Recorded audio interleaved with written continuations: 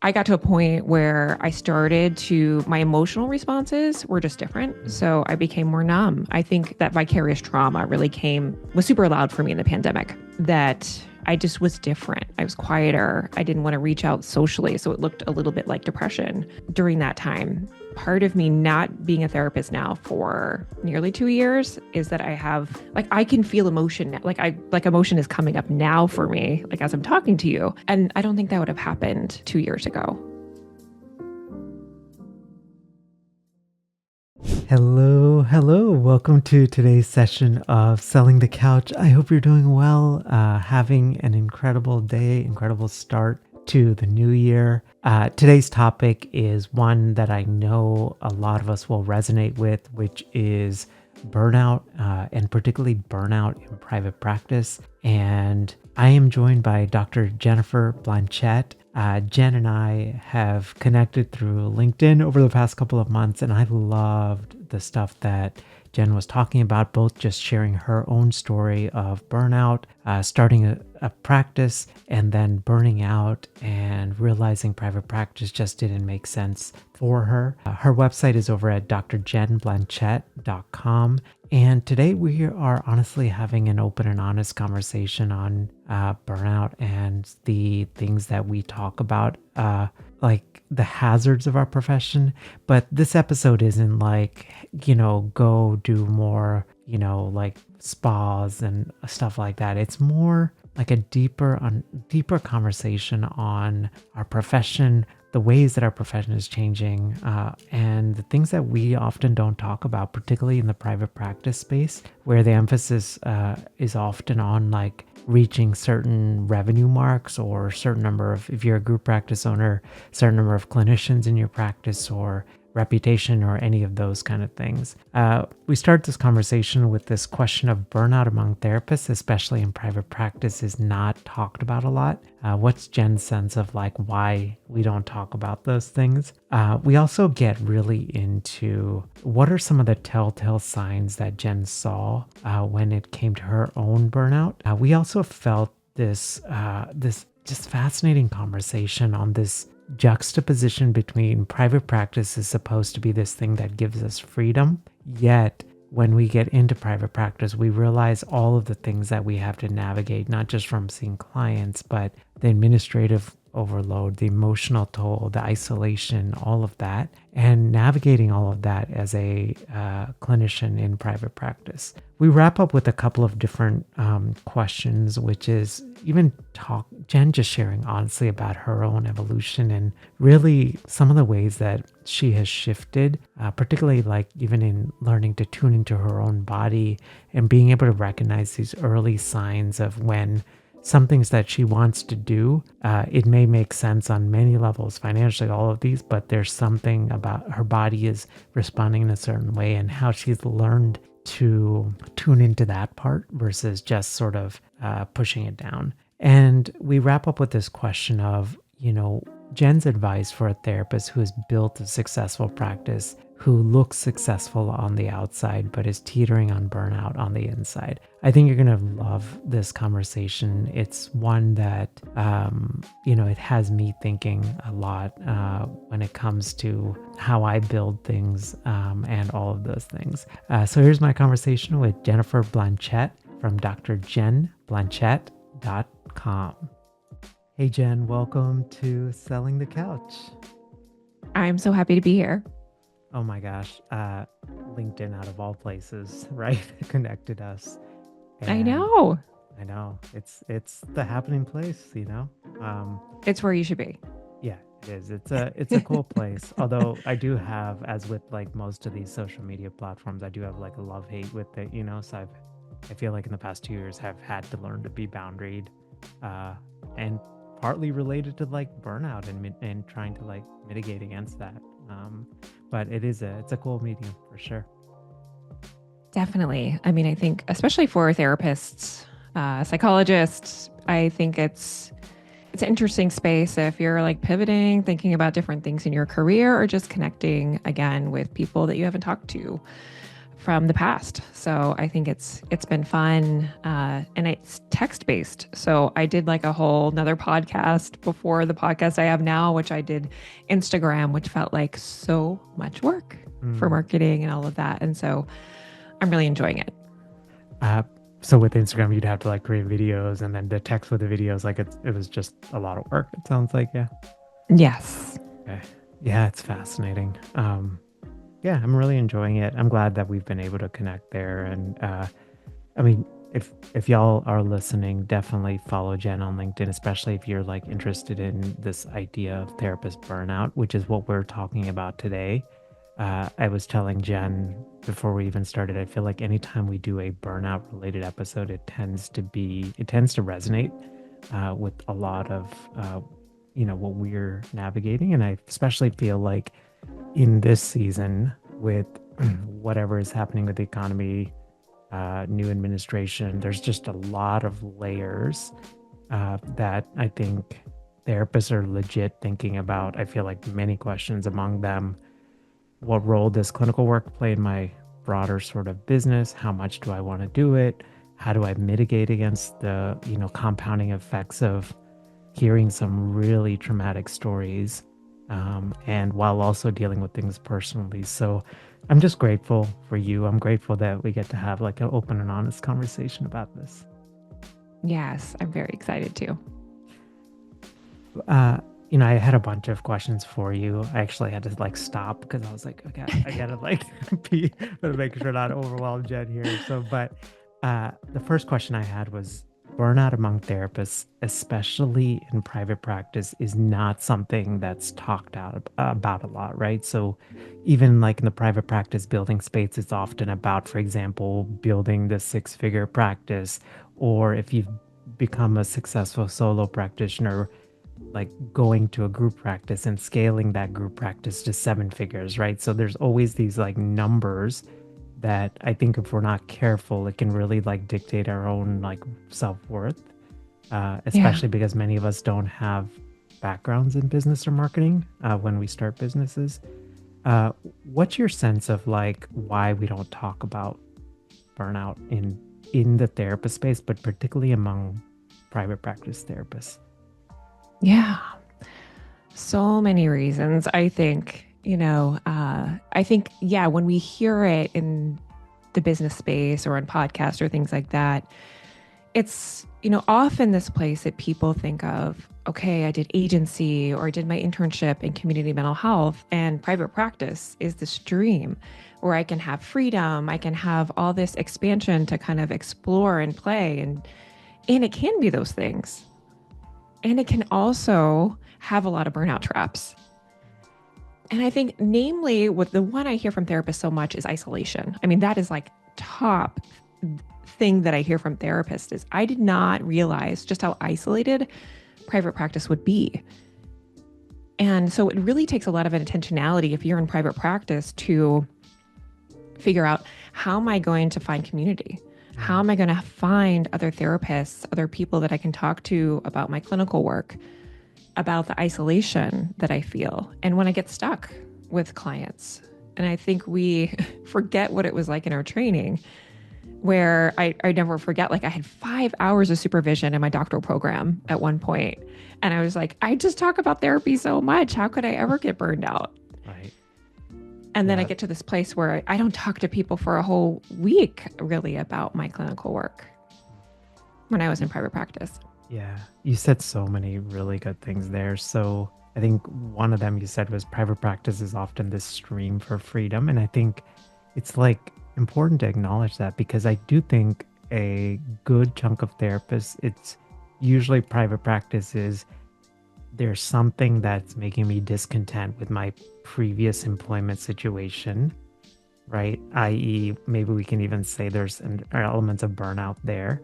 And then private practice offers something like different, and particularly in the realm of freedom. I was wondering if you could like expand on that idea when you think about like, I guess, private practice freedom, but often like, this transition from previous employers. And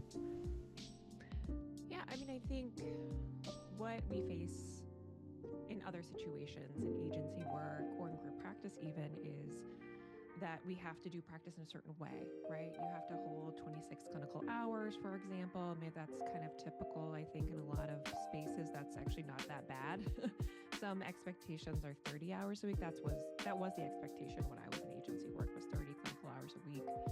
So one is the workload. So we can alter our workload. That gives us freedom there. The way we work, right? So in private practice, we can set our own schedules. So there's a lot of freedom in that. And also the types of clients that we can see, right? We can kind of tailor the type of clientele we want to see. So I think it can be advantageous for many, many reasons. And that creates a sense of freedom, right? I can kind of control my day, and that's really great. And that worked for me for a number of years, that I had freedom in practice, and I also had another job. So I had something else that I was doing. So I think it did create a lot of freedom. And that can work for a lot of therapists, that they make that pivot to private practice and it really works. But I think there's not also the space where if you need community, if you need other things in your work life, that it's okay if it doesn't work, that it's not the solution for you. And where I think therapists get stuck when they thought this was my place where I had freedom, where it worked for me. And maybe that worked in a season, and now it doesn't work. Now it feels like the antithesis of that I'm stuck, that I'm burdened, that I've been seeing clients for years, and I didn't really think clinically about the changes I need to make in the relationships there. And they're feeling really stuck. And so I think they get to the place where the private practice really they feel trapped. I mean, those are the words that therapists will tell me. I feel trapped in it. I feel like I've set up this practice that I no longer feel like myself anymore, like inside the practice and outside the practice. And that was very true for me too. Like I didn't really know what to do with this thing that I created, that then felt like I was trapped in. Yeah. First of all, like, thank you for normalizing that, and particularly even normalizing that people, like, we can change, businesses can change, right? Like, what may make sense for a season may not make sense in other seasons. I think the solo episode that I will create around when our episode is a similar conclusion after a lot of like navigating this, because about a year before I had shared, I'm thinking I want to go back into like a very small practice while still I heard that. And I was like, and I don't know, over the past year, some like details, but like some real life stuff has happened where I am like, there is no practical way I can see clients and do a good job. Like my partners had to go back from, work from home to back in the office, right? So the times that I was going to go see clients, now I have pick up and drop offs, right? So stuff like that. And I think for the past few months, I've really struggled with this guilt of, oh my gosh, I said something, I like to like follow through on it, but I didn't also know this was going to happen. And now like I'm trying to fit, like, I don't know. I'm like curious if I think you struggle with this too, which is like that overachiever kind of like wanting to follow through part of me was like, okay, I'm just going to figure it out. Like, it doesn't matter if others know. This is really hard for me. And then there was like a moment I was like, oh my, Mel, what are you doing? Like, it's okay. Like, that freedom was there when you thought about it, but it, like, things changed, Yeah. And I've done so many things like that, I think, over this journey where I'm like, oh, I like over just this summer, I was going to like, maybe I'll launch a small practice around just therapists. And I started creating web pages. I started, getting my mind around it. And I got up into the precipice of maybe I was going to do some consult calls. And my body just gave me that knowing, stop. And so I had to listen to it. And I guess now when that happens, when I talk on the podcast about things, about like I was getting ready to launch a group, and I just talked about it on the podcast last week, and I'm not ready. My life is not, can't hold that right now. Like, I want that to happen. I want to have a group of therapists together, but I can't provide that. And so that is part of my burnout journey also, is really listening to my body and that push that my personality wants to do. Because I think you're a podcaster like I am, right? Like we lean into like putting ourselves out there, and like we have all these ideas and want to see a lot of them come to fruition, but maybe it's not a right now, maybe it's a later time for you, or maybe that's just not going to happen. And I realize that now. So I think that is part of knowing like what you can hold and when it's the right season. Yeah. How did you learn to listen to your body versus your like ambition? Oh my gosh. Full surrender. So I think the hardest lesson that I learned in that was probably when I developed panic attacks in the midst of all of this in the pandemic as a therapist. So my body just kind of gave me a full stop, and it said, you really need to slow down. And I developed panic attacks while driving on the highway. And I did a year and a half of EMDR therapy. I mean, I was an EMDR therapist. I still consider myself, I have that training, right? But it made me realize that something was happening inside my body. My body was having these reactions to the work that I was doing and to the chronic stress that I was under. And I think that was being, a parent in the pandemic. It was being a therapist in the pandemic, and really trying to hold space for my children, for my partner, for my practice, for my clients. And my body just really gave me a full stop and said, something has got to give. And so that's when I started really doing the like untethering that I needed to do from all the things that I had committed to figure out, what can I hold now? It's often like the scariest step to do that, but I think like often the most liberating when we can take a step back and say like, okay, my body's responding in this way, something's not right, and what can I like control or take out in this situation to mitigate some of this. I don't know. And I just keep thinking like the work we do, it's not, yes, it's confined to maybe a 45-minute, 50-minute session, but it's not really confined to a 45, 50-minute session, right? It permeates how we think about stuff, what we do, the energy we show up out into the world as we, have or spend time with family and loved ones and all of that stuff, right? And I don't know. It's, for me, I think the past couple of years, and this is like, does not come easy, thinking about like a broader definition of success. And among those is like, what is my, like, how's my body feeling in the midst of like making a decision? Like this could be a great financial decision. It could be amazing, whatever. But like ultimately knowing my body will probably shut down at some point. And so instead of getting to that point, like think about it at the onset, Yeah. Yeah, I think it's the compass that we have to listen to. And, I think, a lot of times we want to make these choices. We want to, continue to push, and the work changes us. And I don't think we realize that the work that we've done over the course of my 20 years of working in mental health, changed how I saw the world, and then what the healing that I needed after all that work that I did. And how do you think it changed you? I mean, I think I got to a point where my emotional responses were just different. So I became more numb. I think that vicarious trauma really was super loud for me in the pandemic. That I just was different. I was quieter. I didn't want to reach out socially. So it looked a little bit like depression during that time. And so part of me not being a therapist now for nearly 2 years is that I can feel emotion. Like emotion is coming up now for me, like as I'm talking to you.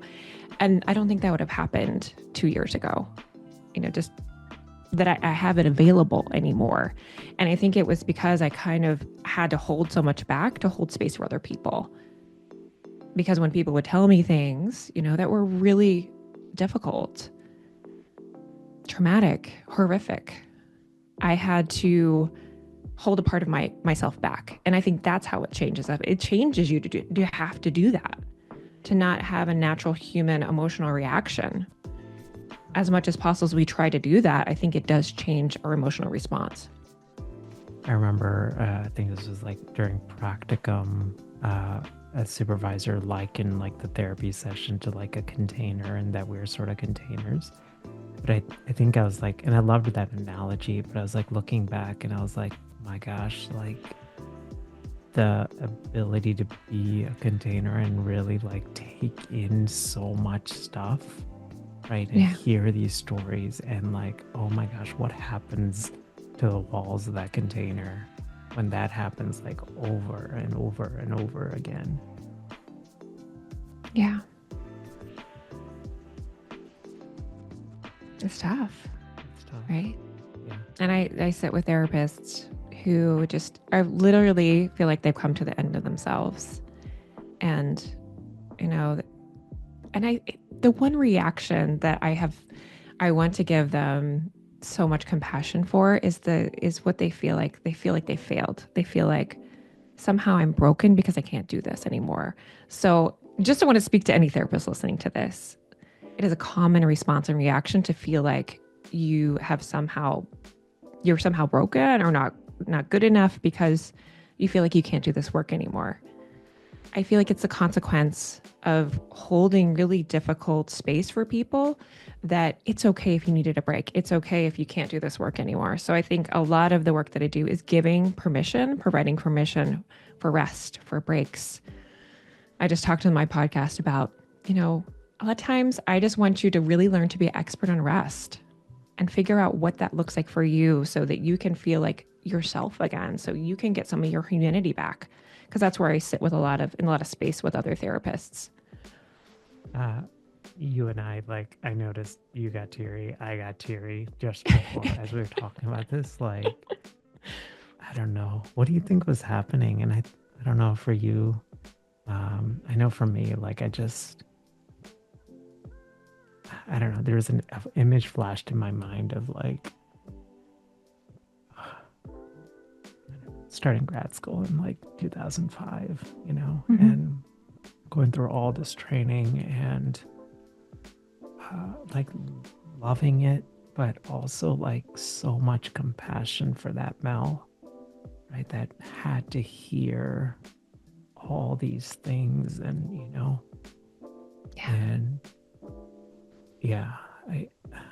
I had the supervision and I was like so grateful for it. And I'm like, I will always be so grateful for my supervisors. But reality also is like, it does take a toll on you, And I think I wasn't a clinician during the pandemic, but I can imagine that is like normal therapy stuff amped up like times 10. Yeah. I think the compassion you're talking about, I've thought about that therapist. I thought about myself, that Jen who was in 2020 and 2021, who had like a kindergartner and a preschooler, and how I was trying my best. And I think part of it was feeling like I wasn't the mom for them that I needed to be. And that part is hard, I think. And that's what where I was like, something has to change. Like I need something different for my life. And I think getting to that point was important, but I have so much compassion. I'm so proud of who I was to know that I needed to pivot to close my practice, even though I felt like at that point, I felt like I'd failed, honestly. That I built this thing. I thought it was my baby. I think for a lot of people in private practice, I built it with a son who had heart surgery, and I couldn't go back to my agency job. And it was a way for me to continue to work. And it worked for a while. And I was so proud that I started a practice. I never thought I could do it. I never said I wanted to own a private practice. I never wanted to be a business person. And I learned so many skills. And so I often like do this building up with my therapist clients too. Like, just look at what you've done. Just look at all the things that you've been able to do. Like you have a doctorate degree, you got your LCSW, you built a practice. you're holding space for all these people. I think about those beautiful sessions that you've had. So a lot of it is like building people up and just showing them like all the things that they have within them, that when they've gotten to this place of chronic depletion, it just feels like everything is awful and I failed. And there's this sunk cost fallacy, of course, that I got this degree, I built this practice, and now I can't do it. And what does that even mean about me as a person? Because I've tied my identity to being a therapist, to being this practice owner, to being the person that holds things. I can't anymore. So You said something so beautiful, which is, I think, so true, right? Like, it's never you're building a private practice in isolation, right? It's building private practice, and there's usually some other thing you're navigating, right? Whether it is son who needs heart surgery, being a parent, being as having a significant other, like maybe parents that need caregiving, whatever it is, right? Like, I think I was a little naive to it, because I just thought like, oh, this is like, I can just do this thing here and then step out of it, and yeah. I think throughout our lives, we don't realize that we just have a certain capacity for caring, right? And that goes through clinical work to home life. And as we get older, we have more demands of that caring quotient, as I kind of talk about it. Like, we only have so much available to us. And so if some of that is depleted in our therapy practice, then we can't provide it for our loved ones at home. If it's depleted at home, then we don't have it as much clinically. So we have to think about managing our resources, because they're finite and they're precious. And our ability to give is just what we have. Yeah, I like that. I like that definition of it. You said something earlier. You said a lot of your work with therapists is just reminding them of what they have accomplished, even in the midst of like feeling like they failed, right? Like the sunk cost fallacy. Something I struggle with is when something doesn't work out, like I feel like it failed, but then I also have this hard time like seeing that it was never that black and white, right? There were some really beautiful moments. And so I sort of minimize the positive things that happened and even the lessons that I learned. And I feel like a lot of us do that. What would you say to someone that's listening and that has that tendency as well? I think one of my favorite things to say is that you have a human brain, right? The things in this way, right? We tend to think of the things that are going wrong or that we're struggling with because, I think our sympathetic nervous system is just prone to do that. It wants to protect us from threat. So all the things that are hard, we don't continue to want to do that. And so when you've been in chronic depletion, especially in burnout, I think we are just trying to do whatever we can to escape all of that. And so I think a lot of the therapists are like, what is the next thing? Is it, is it intensive? Is it a bridge job? Is it, starting a podcast, which was some of my journey in burnout, my first podcast, to try to get the escape hatch, right? Your brain is trying to do that escape hatch. So it's not thinking of like, okay, let's slow down. Let's remember like actually what we can do, what skills we do have, what things we have accomplished, and how we can figure this out because we are in fight or flight. So I think through kind of that trauma lens of what we're going through, that we're often operating in that mode. And so we have to really turn down the volume, get some rest, figure out what we can, what things we can take out of our life before we can put things back in. Looking back, what were telltale signs of burnout that were there but you didn't see? Yeah, I think that's come over the course of my career with different, I think my first burnout experience was back in my 20s when I was a caseworker in foster care. And it usually is my body. My body will give me kind of reactions. Either I have some tension or headaches. I think this past one was a full stop panic attacks that just developed out of nowhere But I think some of the early signs were that when I would be on I would go on vacation, right? And then I'd come back from vacation and it didn't feel like it was enough of a break. I think that's one of those kind of early signs that we are starting to get depleted and that we really need to start to work on really figuring out what we need, what supports that we need, or kind of changing the way we work completely. And I think a lot of the pivots that I've done throughout my career was like, oh, I'm starting to feel like this is burning me out. So I pivot to another job and really hadn't thought about setting up the systems in my life for whatever I do so that I can feel like I am, healthy in my relationships, that my body feels strong and healthy as well. That I think in all areas that I'm thinking through how I'm navigating through the world in a healthy way. Yeah, almost like thinking about the thinking, right? And being focused and like in that moment, right? Like realizing all of these things but just not like acting without like intention, I guess. Yeah. And I think a lot of my career choices have been out of like, not really thinking methodically towards like, hey, I really want to work towards this goal or whatever. And I think our field sets us up for that, right? Something doesn't work, so I have to go to this other thing.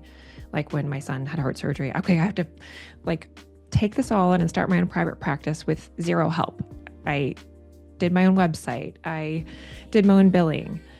And so I think a lot of times we just take so much on as therapists that we don't realize that we need help, we need support, and it's okay to look for that, even in making our decisions, that it's okay to, reach out to a colleague or hire a coach or do some of the things that might be helpful in those decision-making processes. I think one thing with private practice, I think there's, for most therapists, right, when they're starting private practice, like they don't have a lot of discretionary income to spend on things like that, right? Like to hire a biller or handle some of the like phones or whatever it is, right?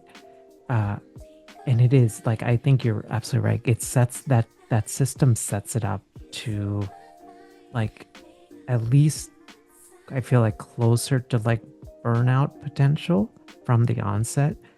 And I don't know, like I would love to hear your thoughts on like, what are the alternatives? Like, is it, I don't know, one idea that I just randomly had when you were talking is maybe it's like, hey, you set aside, X amount of money, right? Even before jumping into private practice, just so that you can put some of these bare minimum systems or, systems that I guess in the moment feel like a luxury, but potentially could mitigate against some of that burnout stuff. So you're not trying to like see clients, build a practice, handle calls, like, all of that stuff. Yeah. I mean, I think there's so many to think about, and for every therapist, it's going to be different, right? First would be doing math. Because a lot of times the bait of many therapists, right? But I wish someone would have told me that. I wish someone would have said, think about your average clinical hour and what are your expenses, and really think through if that makes sense for you. Because I think a lot of times I just like threw myself into it. I took every insurance panel, I took Medicaid and every insurance under the sun. I didn't think about what is my average session cost or payment that I'm going to get. And then does that make sense for my expenses and the money that I need to make to sustain my life? Does that even make financial sense? Because if we think through that, then it might be, well, actually that doesn't make a lot of financial sense, but if I take this contract job, maybe that actually makes better sense for me right now. So I think really going into it, looking at all aspects of what a practice might take, the hours that it might take for admin work, for example, is a lot. And so what is it going to cost to get my website up and running? What is it going to cost to do the billing? If I'm handling it or if somebody else is handling it, because there is going to be a cost for you to learn billing, because I learned it all. I learned how to bill. And I wasn't great at it. And I lost money, a lot of money, not getting the money that I actually earned. So if we think through Well, if I pay 5% to a biller, that's that 5%. But you don't think about, I'm probably, if I'm not doing that, I'm going to lose 10% of my income. We don't think about all the money and cancellations and late cancels. And so having that tight cancellation policy, how that's going to benefit us. I've read some statistic that therapists can lose anywhere between 10% of their income in cancellations and no shows. So I think there's so many things I think therapists can think about, but I think starting very simply, I started with a huge website and doing all the things. That's how I had to start, because we're overachievers as therapists. We want to have like the great website and look really competent, but that's not as important. To just get yourself started and start with like the very simple 1.0 version of your therapy practice website or whatever it is for you. Yeah, I love that. Man, I've got like one or two more questions for you. You've had such an evolution, I think, through like various careers, various how burnout has looked different for you. What are things that you're thinking about now when it comes to like just burnout or even burnout prevention? I don't even know if that's the right word, but like, how are you thinking about it now versus like how you used to think about it? Yeah, I mean, in so many ways, I think, there's burnout that we all, I think, experience from, and that's from an occupational kind of sense that anyone can experience burnout, right? Your workload is too high. Maybe you're overworked. There's low pay. That is a thing that happens for therapists, right? I think also what is unique to therapists is compassion fatigue. And, we've all heard some of that research, but it is that cost of caring. It is the constant like holding space that we do as therapists that is unique to a caregiving relationship. And then I think coupled also with moral injury, that this work becomes morally injurious often to many of us, whether that be, for me, part of that was, being a therapist in, an election cycle of 2020. And I identified at that time as a Christian psychologist, and having clients that would tell me racist things. I felt like a lot of times I was complicit, in some of that. And so that's just one example of how I think moral injury can show up for therapists, but we don't often think about what is it costing to the way we see ourselves and what we feel like is moral to do as therapists. So I think it is the interaction between all of them, and the vicarious trauma. I didn't put that in the mix. So especially for trauma therapists, we don't realize how much sometimes we can be impacted, our own bodies are impacted by doing that trauma work, by hearing the stories of our clients, and then having our own trauma symptoms. And I had acute trauma symptoms with a couple of cases where I needed my own EMDR work.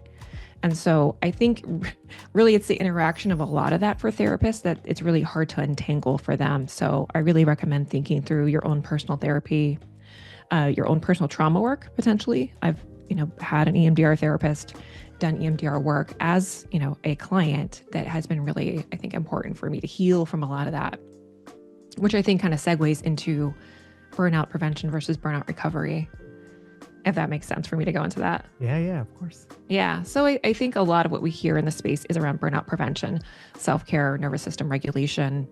That is stress management. We all need stress management because life is stressful, right? I think a lot of therapists are in burnout. They need burnout recovery. So they need deep nervous system resets.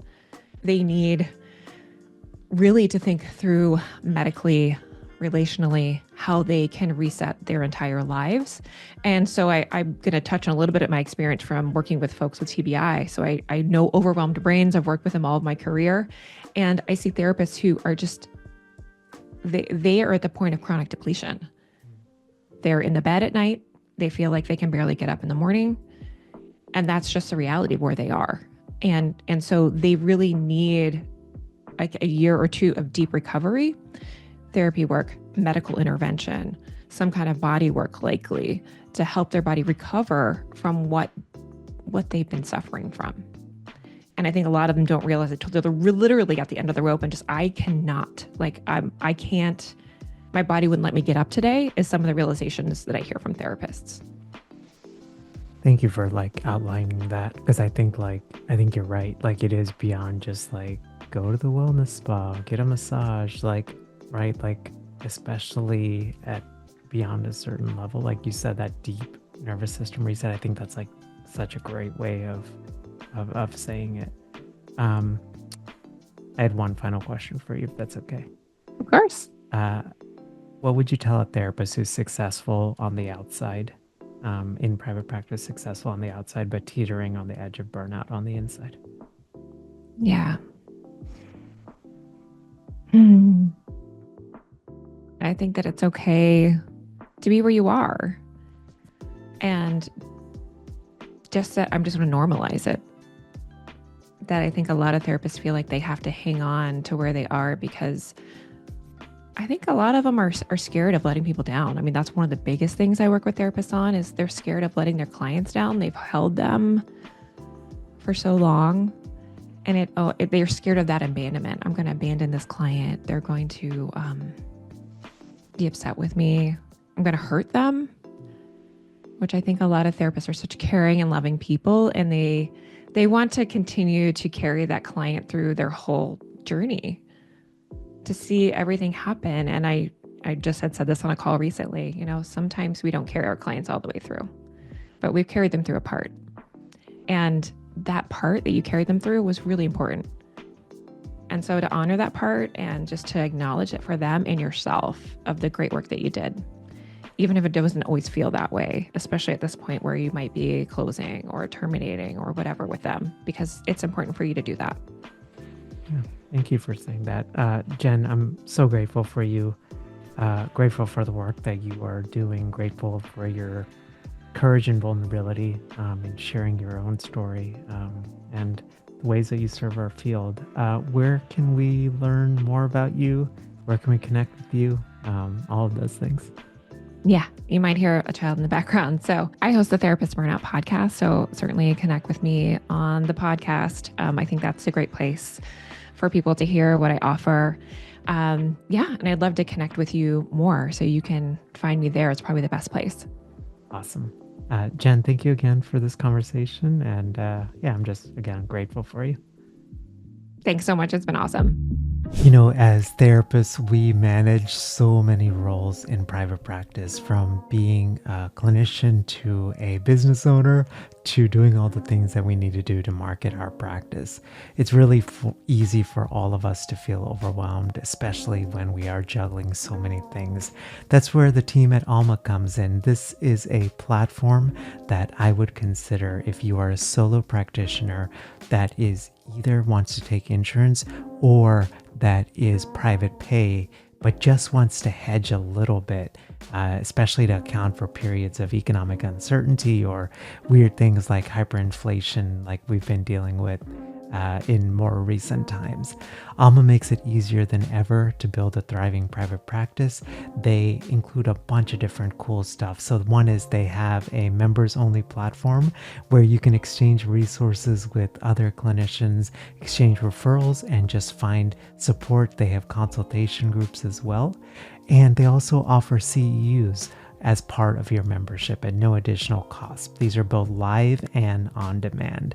Now, in order to get credentialed with Alma, typically to get credentialed with insurance, it takes months and months, but Alma actually has a 45-day credentialing process, and you actually get increased reimbursement rates. So they're often higher than if you were to go just through the insurance carrier and if you were just to apply as a solo practitioner.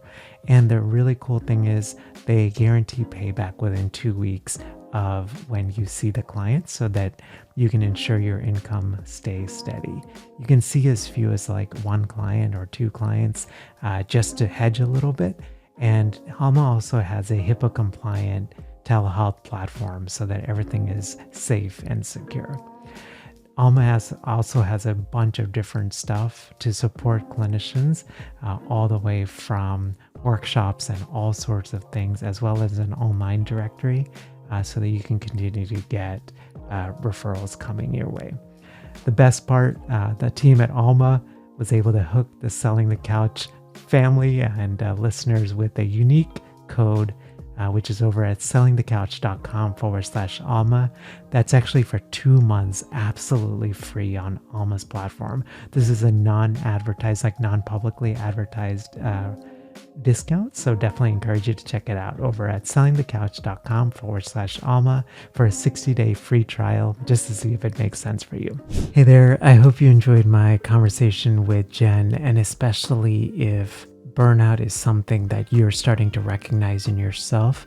I hope that this podcast has been helpful for you. More than anything, I hope that it's given you just different ways to think about it besides go see your own therapist, do supervision, build more self-care into your days. This topic of burnout, the longer I get in with STC and build out STC, and I realize, man, there are so many nuances to this that one really has to think about and factor. So I hope that the conversation with Jen has just been incredibly helpful for you. I resonated with so much of it. I shared even my own, I alluded to this of like deciding not to go back into private practice. And this will again be an episode that's somewhere around this conversation, but I think Jen put words in that I hadn't quite thought of it in that way of, man, like doing these businesses and the toll that it takes on, even if we love them, right? But the totality of the toll that it takes. And I love that phrase of like a deep nervous system reset. And so I hope that this is one of these episodes where it's not just like you listen to it and you're like, oh, that sounded so good, I want to do that, blah, blah, blah, right? Which most of us have a tendency, including me, to do. But I hope it's something that you legitimately think through, even if you're not feeling particularly burned out, even if you're actually feeling like great with your work, which is fantastic. But I hope it also encourages you to put in some of these systems into place, realizing seasons can change. And if you are on, at that edge of burnout, I hope that today's session has particularly been helpful for you. Please don't hesitate to shoot Jenna a message or DM. She's quite active on LinkedIn. Her website is again at drjenblanchett.com. And I hope that you enjoyed today's session. Have a great rest of your day and appreciate you. Bye.